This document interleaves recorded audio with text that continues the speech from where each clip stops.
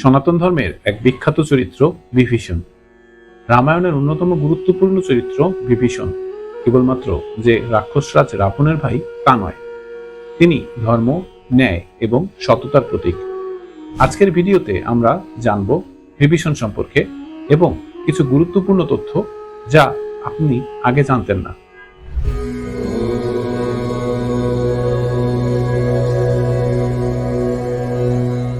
ভিডিওটি পুরোটা দেখুন, কারণ ভিডিও শেষে জানতে পারবেন নতুন কিছু।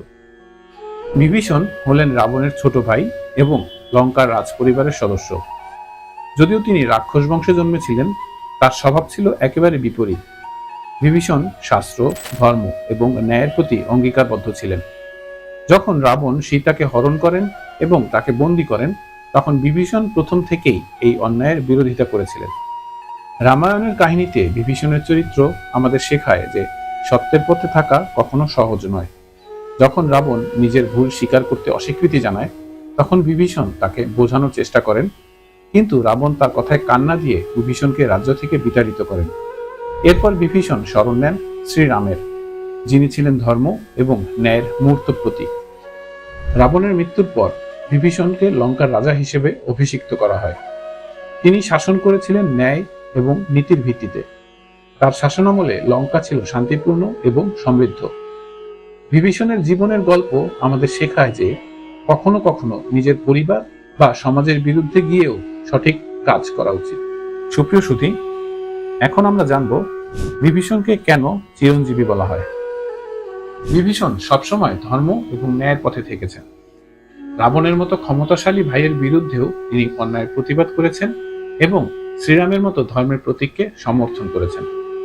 রামায়ণ অনুসারে রামায়ণের যুদ্ধের পরে যখন শ্রীরাম বৈকুণ্ঠে যাবেন ঠিক করলেন, তখন বিভীষণ শ্রীরামকে বললেন, হে প্রভু, আমি আপনাকে ছাড়া থাকতে পারবো না। তখন শ্রীরাম বিভীষণকে আশীর্বাদ করেন যে তিনি চিরকাল জীবিত থাকবেন এবং ভবিষ্যতে পৃথিবীতে ধর্মপ্রচার ও রক্ষা করবেন। শ্রীরাম আরো বলেন, আপনি আমাকে সবসময় এক রূপে দেখতে পাবেন কলিযুগের শেষ পর্যন্ত।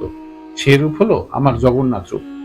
আমি যেখানে অবস্থান করব সেখানে এখন সমুদ্র, কিন্তু ভবিষ্যতে সেখানে মন্দির স্থাপন হবে। যেখানে আমার জগন্নাথ রূপ স্থাপিত হবে, আপনি সুযোগ পেলে সেখানে যাবেন। এ কথা শুনে বিভীষণ বললেন, হে প্রভু, আমি প্রতিদিন গিয়ে সবার আগে সেখানে আপনার পুজো দেব।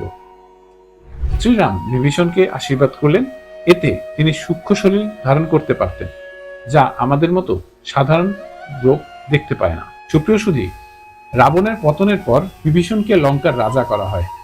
তিনি ন্যায় এবং ধর্মের ভিত্তিতে লঙ্কা শাসন করেন, যা তাকে শ্রীরামের চোখে আদর্শ শাসকের মর্যাদা দেয়।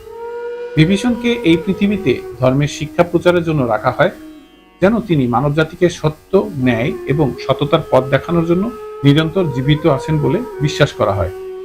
বিভীষণের মতো চরিত্র আমাদের জীবনে অনুপ্রেরণা হয়ে উঠতে পারে। এই ভিডিওটি যদি আপনাদের ভালো লেগে থাকে, তবে লাইক, শেয়ার এবং সাবস্ক্রাইব করতে ভুলবেন না। কমেন্টে জানিয়ে দিন বিভীষণ সম্পর্কে আপনার পছন্দের দিক কোনটি। ধন্যবাদ। পরবর্তীতে আবার দেখা হবে। নমস্কার।